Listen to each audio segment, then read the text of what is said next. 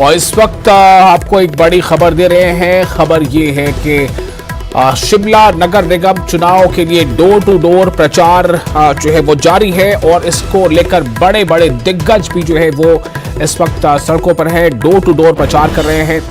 और शिमला नगर निगम चुनाव door to door प्रचार का दिन, पार्टियों ने पूरी ताकत झोंक रखी है। डोर टू डोर प्रचार में जुटे प्रत्याशी बीजेपी से और दिग्गज कर रहे हैं प्रचार। कई जगह बैठकों का दौर भी है जारी। कांग्रेस प्रत्याशी सुरेंद्र चौहान ने दी है शुभकामनाएं, सभी प्रत्याशियों को दी हैं शुभकामनाएं, विपक्ष को भी दी है शुभकामनाएं। तो इस तरह से कांग्रेस के दिग्गज कर रहे हैं प्रचार। बीजेपी भी अपने तौर पर इसके लिए कमर कसी हुई है। डोर टू डोर प्रचार हो रहा है, बैठकों का दौर जारी है और वोटर लिस्ट जो है उसको लेकर भी लोग एक्टिव नजर आ रहे हैं इस वक्त। तो चूंकि शिमला नगर निगम का जो चुनाव है वो अगले ही दिन होने वाला है और इस चुनाव से पहले जो गतिविधियां हैं वो लगातार जारी हैं।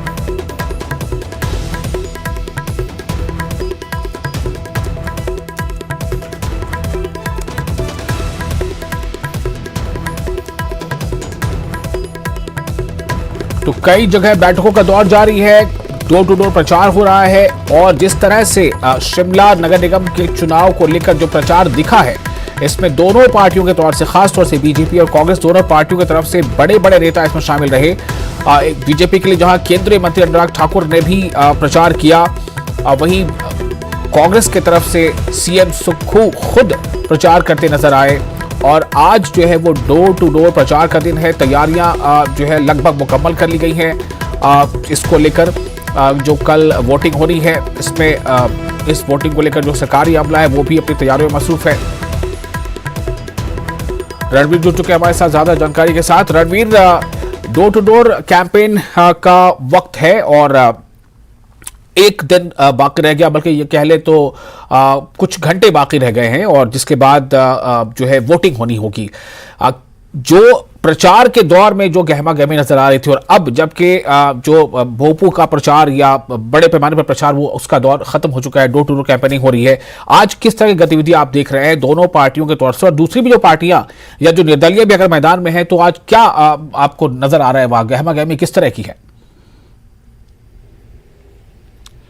जी हाँ, देखिए आज का दिन बहुत महत्वपूर्ण रहता है प्रत्याशियों के पास। एक तरफ जो है बड़े स्तर पर वो प्रचार हो नहीं सकता। आज मौका रहता है कि जो अब तक उन्होंने एक्सरसाइज किया है तो इसको जो है आज के दिन जो उन्हें लगता है कि ये काम हो गए हैं, ये वोटर उनका पक्का है, कोई बाहर रह गया तो उसको कांटेक्ट किया जाता है। तो आज यही सब हमको देखने को मिला कि कुछ प्रत्याशी जो है डोर टू डोर कैंपेन के लिए निकले, तो कुछ लोगों ने कई जगह पर घरों पे बैठकर ही रणनीति बनाई गई, फोन का इस्तेमाल किया गया, फोन पर भी प्रचार चल रहा है। सोशल मीडिया एक जो है बड़ा वो आजकल हथियार है कि किस तरह से लोगों के साथ कनेक्ट किया जाता है, क्योंकि बड़े पैमाने पर तो आज प्रचार हो नहीं सकता। कांग्रेस की बात करें तो सीधे तौर पर प्रेस कॉन्फ्रेंस के जरिए 2 मंत्री मैदान में उतरे थे। उन्होंने प्रेस कॉन्फ्रेंस करके न केवल भाजपा पर निशाना साधा, अपनी सरकार की उपलब्धियां गिनवाई और कहीं न कहीं वादे करते हुए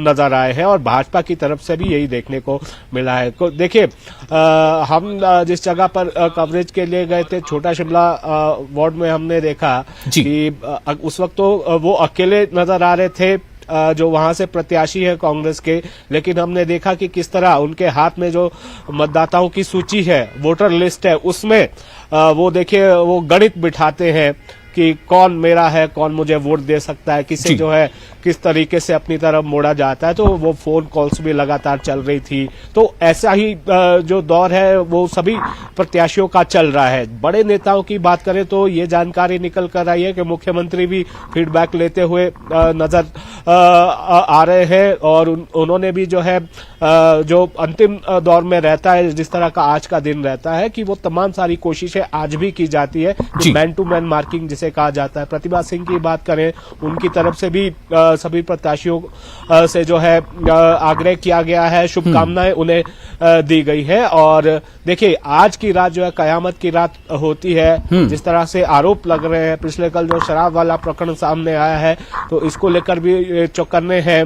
जो राजनीतिक दलों ने, प्रत्याशियों ने अपने अपने लोग जो है बिठाए होते हैं, वो अपने स्तर पर भी एक टीम उन्होंने गठित की होती है कि कहाँ किस तरह से प्रचार किस तरह से चल रहा है, वोटरों को किस तरह से कोई लुभाने का प्रयास तो नहीं कर रहा है, कोई ऐसी गलत तरीकों का इस्तेमाल तो नहीं किया जाता, वो भी विजिलेंट रहता है। लेकिन जो राज्य निर्वाचन आयोग है उसकी टीमें भी लगातार जो है शहर भर में घूम रही है और देखा जा रहा है।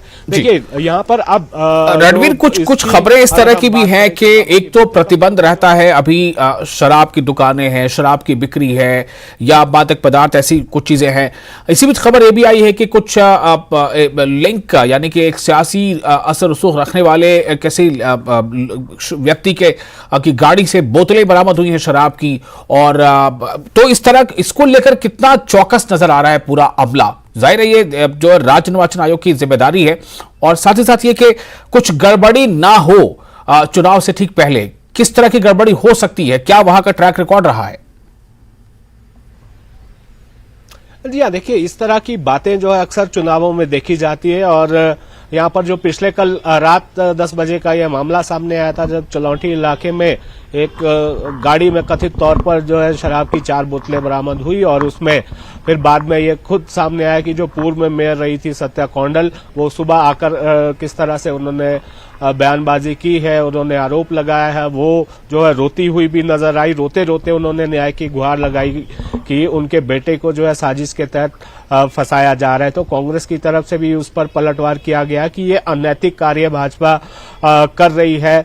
शराब बांटने के आरोप भी लगाए जाते हैं और पैसों की भी बात इसमें सामने आती है। जो यहीं से प्रत्याशी हैं उनके खिलाफ, सत्या कौंडल के खिलाफ कांग्रेस की प्रत्याशी, उनकी तरफ से भी बयान आया। उन्होंने भी कई तरह के आरोप जो है लगाए हैं। खैर देखिए, ये मसला राजनीतिक हो जाता है, इसमें पुलिस जांच कर रही है। पुलिस इस मामले में ज्यादा बेहतर बता पाएगी। अभी तक तो कोई ज्यादा बड़ी स्टेटमेंट इसमें पुलिस की तरफ से नहीं आई है कि क्या कुछ इसमें हुआ था। इसमें जांच अभी जारी है, तो जब जांच पूरी होगी उसके बाद ही इसमें सही चीजें निकल कर आएगी कि कौन इसमें जो है अभी आरोपी जिसे बनाया जा रहा है कि क्या सही मायनों में उसी की तरह कई सारी चीजें अभी इसमें चलेगी जांच का विषय। लेकिन फिलहाल मामला जो है वो दर्ज हो गया है। कुछ एक अन्य स्थानों पर भी इसी तरह की शिकायतें यहाँ पर रही है। जहां तक प्रशासनिक अमले की बात करें, देखिए चौकसी तो बढ़ती जाती है, लेकिन फिर भी इलाका शिमला जो है बहुत बड़ा है। अब देखना हो कि आज शाम या आज रात तक जो है क्या कुछ निकल कर आता है। और बातें तो यही कही जाती है निर्वाचन आयोग की तरफ से भी, पूरी तरह से फ्री एंड फेयर इलेक्शन करवाया जाएगा, किसी तरह की अनियमितताएं होने नहीं दी जाएगी। और इसी के जरिए जो 10 जो अति संवेदनशील मतदान केंद्र है, 40 के करीब जो संवेदनशील मतदान केंद्र बनाए गए हैं, इसके अलावा जो तय प्रक्रिया होती है निर्वाचन आयोग की, ऐसे मामलों में किस तरह की कार्रवाई की जाती है, वो देखा जा सकता है। और यहाँ भी जो नगर निगम शिमला का इलाका है जिसमें मॉडल कोड ऑफ कंडक्ट लगा है, इसमें पूरी तरह से जो है शराब बिक्री पर पाबंदी लगाई जाती है, जो मतदान होने से 48 घंटे से पहले और मतदान पूरे होने तक। तो क्योंकि ये ऐसी चीजें तो आप देखता होगा रणवीर, आप ठीक ही कह रहे हैं कि तैयारियां अपनी जगह पर है, राज्य निर्वाचन आयोग के दावे अपनी जगह पर है, लेकिन कुछ घंटे रह गए हैं और इस चंद घंटों में कितना कुछ जो है इसमें कुछ तब्दीली आती है या कुछ वहां पर शांति बनी रहती है। साथ ही साथ ये कि चुनाव के दिन किस पर ज्यादा भरोसा लोग करते हैं और क्या कुछ करते हैं, किसे चुनते हैं, जो कि तुम झूठे और तुम झूठे, ये आरोप दोनों तरफ से लगाया जाता रहा। खासतौर से बीजेपी के बड़े नेताओं ने भी और कांग्रेस के बड़े नेताओं ने भी ये आरोप लगाया। शुक्रिया आपका इस जानकारी के लिए और इस बातचीत के लिए। आगे बढ़ेंगे। एनसी सदर डॉक्टर फारूक अब्दुल्ला ने पूछा है कि G20 मीटिंग जम्मू में क्यों नहीं हो रही है। जी हां, एनसी यानी नेशनल कॉन्फ्रेंस के सदर फारूक अब्दुल्ला ने एक सवाल उठाया है। उन्होंने ये सवाल किया है कि नेशनल कॉन्फ्रेंस के सदर फारूक अब्दुल्ला ने यह सवाल उठाया है कि G20 मीटिंग जम्मू में क्यों नहीं हो रही है। कहां है वो लीडर जो जम्मू कह रहे थे। उनका कहना था कि 370 आतंकवाद के खात्मे में रुकावट है, लेकिन आज हमारे बहादुर सिपाही मारे गए, हमारे जवान बगैर बुलेट प्रूफ गाड़ियों में चल रहे हैं, हम उनकी जान कैसे बचा सकते हैं। वहीं उमर अब्दुल्ला ने ट्वीट करते हुए कहा कि इस G20 तमाशे की वजह से श्रीनगर में हालात खराब हैं। असल मीटिंग में शायद ज्यादातर इलाकों को लॉकडाउन और लोग अपने घरों में फंसे हुए दिखेंगे। शायद बीजेपी समझदार होकर जम्मू के लोगों को इस तकलीफ से बचा रही है जो हम यहां वादी में झेल रहे हैं। G20 ने सिर्फ श्रीनगर के रिहायशियों को सजा दी है। दूसरी जानिब बीजेपी जम्मू कश्मीर के सदर रविंद्र रैना ने डॉक्टर फारूक अब्दुल्ला के बयान पर रद्द-ए-अमल जाहिर किया है। रैना ने इल्जाम लगाया है कि एनसी ने पिछले 70 सालों से एक दोगली सियासत की है और हमेशा लोगों और इलाके में तकसीम पैदा करने की कोशिश की है। मुझे बहुत अफसोस है कि उसकी मीटिंग लद्दाख में कर सकते हैं, कश्मीर में कर सकते हैं। क्या जम्मू इंपॉर्टेंट नहीं है? क्या जम्मू के लोगों के लिए G20 यहां नहीं होना चाहिए था? अफसोस है कि कोई बीजेपी का लीडर या जो चिल्लाते थे जम्मू जम्मू जम्मू, डोगरा डोगरा डोगरा, एक भी उसमें से किसी ने बात नहीं की कि यहां क्यों नहीं G20 हुआ। क्या वजह है? क्या जम्मू इंपॉर्टेंट नहीं है? और इस जम्मू टेकन फॉर ग्रांटेड, क्या हमारी जेब में है? Y20 की यूनिवर्सिटी जम्मू में मीटिंग हुई थी, उसी को लेकर G20 की मीटिंग यहां होनी चाहिए। आतंकवाद कभी खत्म हो गया था? ये कहते थे 370 खत्म हो जाएगा तो आतंकवाद खत्म हो जाएगा, कि 370 ही जिम्मेवार है आतंकवाद का। आज तो इतने सालों से 370 नहीं है, आतंकवाद है। अभी 5 हमारे बहादुर सिपाहियों को मार डाला, शर्म की बात नहीं है? अफसोस है मुझे। क्या उनके घर बार नहीं थे? उनको भेजा जा रहा है, नॉन बुलेट प्रूफ गाड़ी में भेजा जा रहा है। मारा नहीं जाएंगे तो क्या होगा? ये वो लोग हैं जिन्होंने 70 साल जम्मू कश्मीर के लोगों में जहर घोलकर राजनीति की है। ये वो लोग हैं जिन्होंने जम्मू कश्मीर के अंदर कभी लोगों को यकजहती प्यार मोहब्बत से नहीं जीने दिया। आज जब जम्मू कश्मीर के लोग एक होकर मिलकर आगे बढ़ रहे हैं खुशहाली के साथ, तो जिन नेताओं की सियासी जमीन खिसक चुकी है वो परेशान हैं और इस प्रकार का जहर घोलकर समाज को बांटने की राजनीति कर रहे हैं। उनका ये षड्यंत्र नहीं कामयाब होने देंगे। डॉक्टर फारूक अब्दुल्ला साहब जम्मू कश्मीर के कई वर्षों तक मुख्यमंत्री रहे, केंद्र सरकार में केंद्रीय मंत्री रहे। डॉक्टर फारूक अब्दुल्ला साहब को मैं याद कराना चाहता हूं वो दौर जब साल के 12 महीनों में से 10-10 महीने कश्मीर के अंदर बाजार बंद रहते थे, जब साल के 12 महीनों में से 10-10 महीने कॉलेज, यूनिवर्सिटी, स्कूल्स बंद रहते थे, सड़कों पर गाड़ियां नहीं चलती थी, कोई बाहर से टूरिस्ट कश्मीर में आना बंद हो गए थे, जिधर देखो उधर पत्थरबाजी का दौर चलता था। कश्मीर के अंदर जब हमारे मुसलमान भाई जब जुमे की नमाज अदा करने या ईद की नमाज अदा करने मस्जिद में जाते थे, तो जब वापस आते थे तो उनको हमेशा डर रहता था कि कहीं से भी पथराव होगा, कहीं से भी कोई गोली चलेगी। मोहतरम डॉक्टर फारूक अब्दुल्ला साहब, आज वो दौर खत्म हो गया। आज पूरे जम्मू कश्मीर में अमन है, चैन है, भाईचारा है। 12 महीने बाजार खुले हैं, स्कूल, कॉलेज, यूनिवर्सिटीज खुले हैं। और बीजेपी प्रवक्ता अल्ताफ ठाकुर ने एनसी के नेता उमर अब्दुल्ला के बयान पर प्रतिक्रिया देते हुए कहा कि उन्होंने पिछले 70 वर्षों से जम्मू कश्मीर के लोगों को बेवकूफ बनाया है और अब वो घाटी में हो रहे विकास को देखकर चिढ़ रहे हैं। 70 साल तक नेशनल कॉन्फ्रेंस ने जम्मू कश्मीर के लोगों को धोखा दिया, खासकर श्रीनगर। 70 साल तक इन्होंने कुछ नहीं किया। आज जब श्रीनगर में तरक्की हो रही है, डेवलपमेंट हो रही है, नई रोडें बन रही है, रंग रोगन हो रहा है, तो उमर साहब को जलस हो रही है कि मेरे वक्त में ये क्यों नहीं है, क्योंकि अपने वक्त में उन्होंने कुछ किया नहीं। और जहां तक G20 एक हिस्टोरिक इवेंट है और जम्मू कश्मीर के लोगों को फख्र है कि ये इवेंट यहां होने जा रहा है। और मुझे समझ नहीं आता, एक तरफ पाकिस्तान को G20 से परेशानी और अब एनसी को भी परेशानी है। उससे पता चलता है कि एनसी की मेंटालिटी क्या है, एनसी चाहता क्या है। श्रीनगर को ब्यूटिफिकेशन करना, श्रीनगर की ट्रैफिक को स्ट्रीमलाइट करना और श्रीनगर को जदीद खुतों पर इस्तेमाल करना, ये इस गवर्नमेंट की प्रायोरिटी और ये गवर्नमेंट उसको कर रही है। ब्रेक के बाद एक बार फिर आपका स्वागत है। आप देख रहे हैं न्यूज 18 JKLH पर 5 का पंच। तलाक को लेकर सुप्रीम कोर्ट का एक बड़ा फैसला सामने आया है। सुप्रीम कोर्ट की संविधान पीठ ने कहा है कि जहां रिश्तों में सुधार की गुंजाइश न बची हो, ऐसे मामलों में तलाक को मंजूरी दे दी जा सकती है। सुप्रीम कोर्ट की संविधान पीठ ने अपने फैसले में कहा है कि संविधान के आर्टिकल 142 के तहत अपनी विशेष शक्तियों का इस्तेमाल करते हुए सुप्रीम कोर्ट ऐसी मंजूरी दे सकता है। विवाह के निश्चित तौर पर टूट चुके मामलों में कपल को जरूरी वेटिंग पीरियड का इंतजार करने की जरूरत नहीं है। मौजूदा विवाह कानूनों के मुताबिक पति पत्नी की सहमति के बावजूद पहले फैमिली कोर्ट्स एक समय सीमा तक दोनों पक्षों को पुनर्विचार करने का समय देते हैं। तलाक के मामले पर सुप्रीम कोर्ट की संविधान पीठ ने एक बड़ा फैसला सुनाया है। सुप्रीम कोर्ट ने अपने असीमित अधिकार जो आर्टिकल 142 के तहत उसे संविधान के मुताबिक मिलता है, उसका फिलहाल इस्तेमाल करते हुए उन जोड़ों को तुरंत तलाक देने का अधिकार दिया है जिन जोड़ों में फिलहाल रिश्तों में सुधार करने की कोई गुंजाइश भविष्य में ना दिखती हो।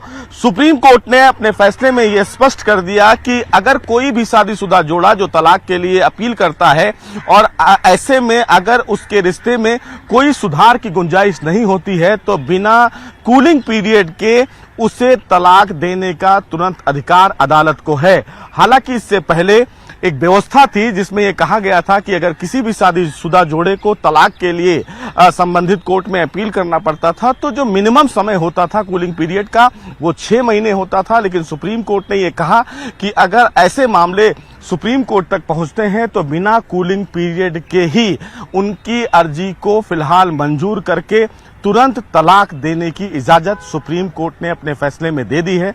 बहरहाल सुप्रीम कोर्ट का यह फैसला आने वाले दिनों में उन तमाम जोड़ों के लिए एक राहत होगी जो लंबे समय से आपस में तलाक के लिए अपील करते हैं और संबंधित कोर्ट उन्हें बार बार तलाक न देने के लिए यानी कि रिश्ता जोड़ने की इजाजत देता है। हालांकि सुप्रीम कोर्ट ने इससे पहले भी कई फैसले ऐसे उनके द्वारा फैसले दिए गए हैं जिनमें यह साफ तौर से ये कहा गया है कि अगर संबंध लंबे समय तक नहीं चलते हैं तो वो भी एक प्रकार की क्रूएलिटी होती है। लिहाजा सुप्रीम कोर्ट ने इस पूरे मामले में आज एक स्पष्ट फैसला देते हुए ये कहा कि बिना कूलिंग पीरियड का इंतजार किए हुए ही असीमित जो फिलहाल अधिकार सुप्रीम कोर्ट के पास है आर्टिकल 142 उसका प्रयोग करते हुए अदालत उन जोड़ों को तुरंत तलाक देने की इजाजत दे सकता है। कैमरामैन रविंद्र रावत के साथ सुशील पांडे, न्यूज़ 18 दिल्ली। और बीजेपी जम्मू कश्मीर के सदर रविंद्र रैना ने पीएम नरेंद्र मोदी के रेडियो प्रोग्राम मन की बात के 100वें एडिशन को कामयाब करार दिया है। रविंद्र रैना ने जम्मू कश्मीर में तरक्याती कामों पर पीएम मोदी का शुक्रिया अदा किया और फारूक अब्दुल्ला पर निशाना साधा।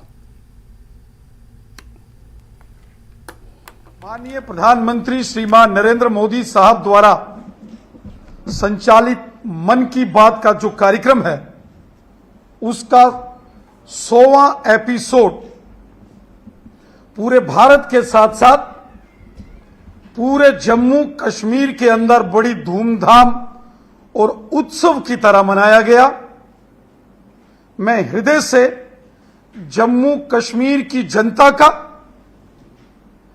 जम्मू कश्मीर के भारतीय जनता पार्टी के कार्यकर्ताओं का, जम्मू कश्मीर के अंदर सामाजिक और धार्मिक संगठनों के नेताओं का, जम्मू कश्मीर के अंदर non governmental organisations, student organisations और उन सभी साथियों का हृदय से धन्यवाद करता हूं जिन्होंने माननीय प्रधानमंत्री नरेंद्र मोदी साहब के 100वें मन की बात के कार्यक्रम को बड़ी धूमधाम और उत्सव की तरह बनाया। पूरे जम्मू कश्मीर के अंदर 5,500 से ऊपर स्थानों पर मन की बात का 100वां एपिसोड भव्य तरीके से आयोजित किया गया और लगभग 6.5 लाख लोगों ने मन की बात के कार्यक्रम को सामूहिक तौर पर इकट्ठे होकर अपने अपने स्थानों पर सुना है। और स्वर्गीय सर्बानंद कौल प्रेमी की याद में जम्मू में एक श्रद्धांजलि और साहित्यिक कार्यक्रम का आयोजन किया गया, जिसमें लेफ्टिनेंट गवर्नर मनोज सिन्हा ने शिरकत की। उन्होंने इस मौके पर स्वर्गीय सर्बानंद कौल प्रेमी को साहित्य के क्षेत्र में उनके योगदान के लिए सलाम पेश किया। लेफ्टिनेंट गवर्नर ने कहा कि वो विस्थापितों के दर्द को समझते हैं। उन्होंने कहा कि हम पूरे आतंक के इकोसिस्टम को ध्वस्त करने की कोशिश कर रहे हैं और जम्मू कश्मीर में स्थायी शांति सुनिश्चित करने के लिए वचनबद्ध हैं। लेफ्टिनेंट गवर्नर मनोज सिन्हा ने कहा कि आतंकवाद समाज के लिए बड़ी चुनौती है और हमारा संकल्प उसे खत्म करने का है। कि सर्बानंद जी मात्र कवि नहीं हैं, बल्कि वह हम सभी के लिए दिव्यता का एक माध्यम है, जिनके जरिए महान आदर्शों पर चलने की प्रेरणा कोई भी ले सकता है। समर्पण की सेवा की भावदशा का प्रत्यक्ष दर्शन भी मुझे लगता है वो किया जा सकता है। लंबे समय से अनेक लोगों ने दंश झेला है, शब्दों में बयां करना जिन्होंने झेला है वो मैं समझता हूं कि ज्यादा बेहतर तरीके से बयां करते हैं। आतंकवाद ने जम्मू कश्मीर को जो घाव दिया है वो जम्मू कश्मीर का घाव नहीं है, वो पूरे हिंदुस्तान का घाव है। जस्टिस भट्ट ने ठीक कहा। मैं नहीं जानता, लेकिन एक कोशिश जरूर हो रही है कि आतंकवाद और उसके पूरे इकोसिस्टम को समाप्त किया जाए। कितनी सफलता मिली है मैं नहीं कह सकता, लेकिन एक बात मैं जरूर कह सकता हूं कि अब शांति खरीदने का इरादा कतई नहीं है, शांति स्थापित करने के इरादे से ही काम हो रहा है। और इसमें जो इकोसिस्टम है काफी हद तक उसे नस्तनाबूद करने में सफलता मिली है। मैं जानता हूं जड़ें बड़ी गहरी हैं और केवल जो दिखता है वही नहीं है। ऐसे लोग जो पूरे इकोसिस्टम में 70-75 साल से यहां से लेकर दिल्ली तक घुसे हुए हैं, वो सामान्यतया किसी को टिकने नहीं देते हैं, लेकिन परिस्थितियां बदली हैं। जो लोग चीजों को देख रहे हैं, मैं जानता हूं कि उनकी मंशा भी यही है। जम्मू कश्मीर फिर से अपने गौरव को प्राप्त करे, ये केवल जम्मू कश्मीर के लिए आवश्यक नहीं है, ये पूरे देश के लिए आवश्यक है। और वो जो मानसिकता है कि इसके कारण भारत की पहचान है, वो समाप्त होनी चाहिए। मैं समझता हूं ये बहुत खतरनाक है और इस मानसिकता को निश्चित रूप से समाप्त करना ही होगा। तभी मैं मानता हूं कि फिर से जम्मू कश्मीर अपने गौरव को प्राप्त करेगा। कुछ छोटी मोटी श्रद्धांजलि भारत सरकार ने या जम्मू कश्मीर प्रशासन ने अपने हिसाब से करने की कोशिश की है, चाहे वो स्पेशल पोस्टर कवर हो या उनके गांव के विद्यालय का नाम। अभी राजेंद्र जी कुछ बातें और बता रहे थे। गुजरात स्थापना दिवस हृदयपूर्वक शुभेच्छा पाठवुं छूं। मराठी और गुजराती में शुभकामनाएं मात्र दो अलग अलग भाषाएं नहीं, बल्कि वास्तव में यही हमारे देश की खूबसूरती। विभिन्न भाषाओं, बोलियों, संस्कृति, खान पान, पहनावे के बावजूद हम एक दूसरे से भारतीयता के मजबूत धागे से बंधे हुए। एक तरफ गर्वी गुजरात की मिट्टी लोगों को उद्यमशीलता, उत्साह, सरल एवं सहज स्वभाव है, तो दूसरी तरफ महाराष्ट्र है जिसने उद्यम, शौर्य और आध्यात्मिक प्रतिभा से भारतवर्ष को संपूर्ण विश्व में नई ऊंचाई प्रदान की है। अगर आप भारतवर्ष के मानचित्र को देखें तो दोनों राज्य एक मजबूत भुजा के रूप में दिखाई पड़ते हैं, जिन्होंने अपनी कर्मठता से देश की विकास की यात्रा को बहुत बड़ी ताकत दी। और हमारे यहाँ कहा भी जाता है कि भारत कोई जमीन का टुकड़ा नहीं है, ये जीता जागता राष्ट्र पुरुष है। कश्मीर इसका किरीट है, गौरी शंकर इसकी शिखा है। पंजाब और हरियाणा इसके वक्ष हैं तो दिल्ली इसका दिल है, महाराष्ट्र और गुजरात इसकी दो मजबूत भुजाएं हैं। और अंत में कहते हैं कि सागर इसके दक्षिण में पांव पखाड़ता है। हम जिएंगे तो इसके लिए और मरेंगे तो इसके लिए, ये सौगंध खाकर अनेक वीरों ने देश को आजादी दिलाई थी और अनेक हमारे बहादुर जवान आज सीमा पर प्रहरी की तरह हम सबकी रक्षा कर रहे हैं। आप सबको मालूम है कि आज 1 मई श्रमिक दिवस भी है। इस अवसर पर मैं कर्म के प्रति सभी वर्कर्स की अनुकरणीय प्रतिबद्धता, समर्पण को भी नमन करता हूं एवं राष्ट्रीय विकास के पहियों को गतिमान बनाए रखने के लिए उन्हें भी बहुत बहुत बधाई देता हूं। साथियों, गुजरात की मिट्टी ने ऐसी अनेक संतानों को जन्म दिया है जिन्होंने देश का गौरव बढ़ाया है। पूज्य महात्मा गांधी, आदरणीय सरदार पटेल, अनेक ऐसे नाम, देश के वर्तमान प्रधानमंत्री, अनेक लोगों ने अपनी अदम्य इच्छा शक्ति, निस्वार्थ कर्मठता, आत्मविश्वास से देश की तकदीर एवं तस्वीर दोनों को बदलने का काम किया है। बापू ने पूरी दुनिया को और देश को सत्य, अहिंसा, निष्काम सेवा, त्याग, प्रेम और सहिष्णुता का दर्शन सौंपकर जहां स्वतंत्रता आंदोलन को जन आंदोलन बना दिया, स्वतंत्रता प्राप्ति के पश्चात वंचितों के सामाजिक न्याय, हर एक नागरिक की गरिमा की रक्षा, समानता, सर्वधर्म संभाव का मार्ग प्रशस्त करके बापू ने भारतवर्ष के समावेशी विकास की नींव रखी थी।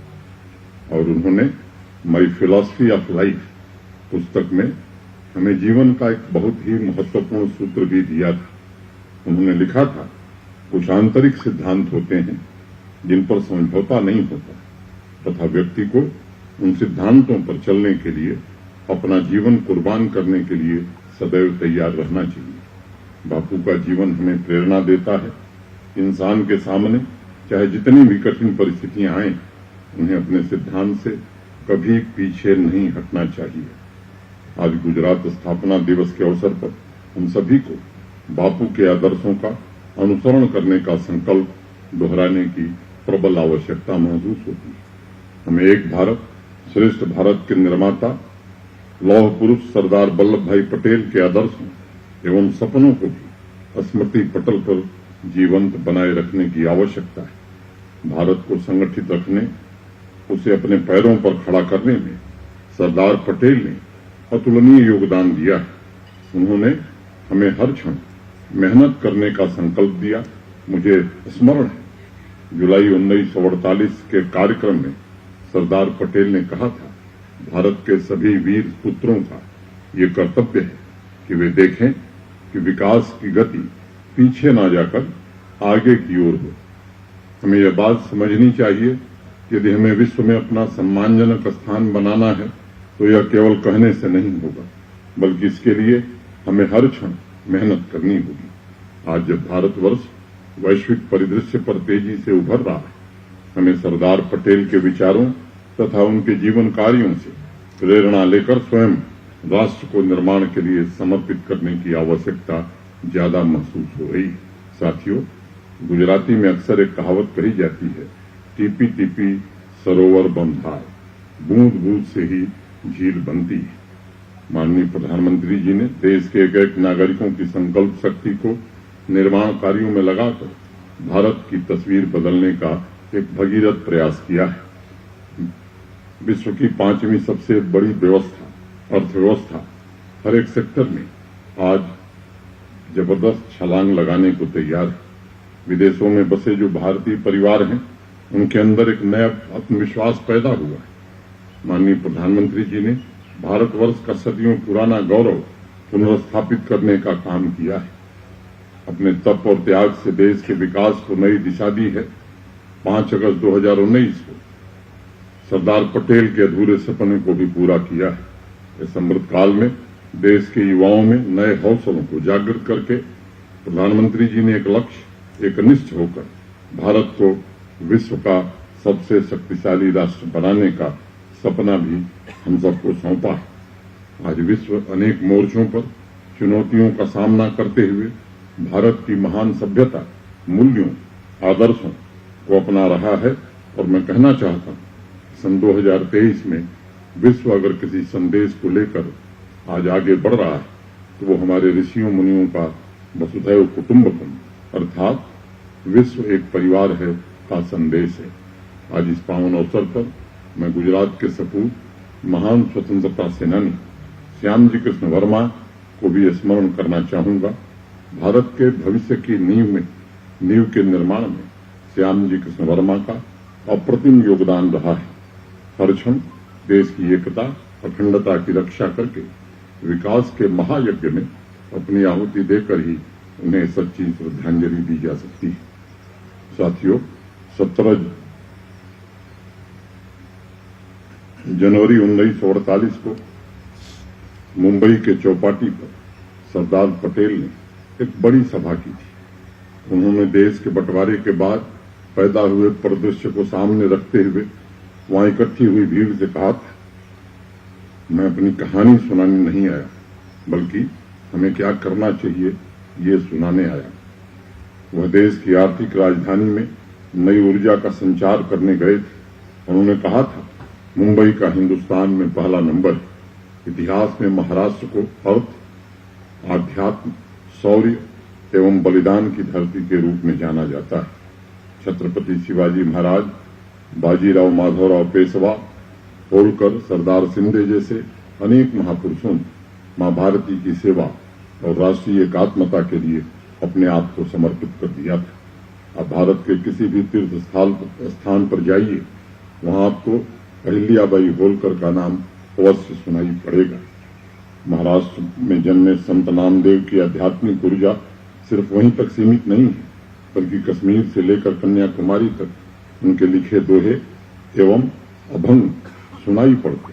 संत ज्ञानेश्वर, संत तुकाराम ने सामाजिक समता एवं विश्व बंधुत्व की भावना देश के कोने कोने में फैलाई और समाज में जाति भेद खत्म करने की ज्योत भी जलाई। संत ज्ञानेश्वर ने विश्व शांति और नवमार्ग की अद्भुत प्रार्थना समाज को दी।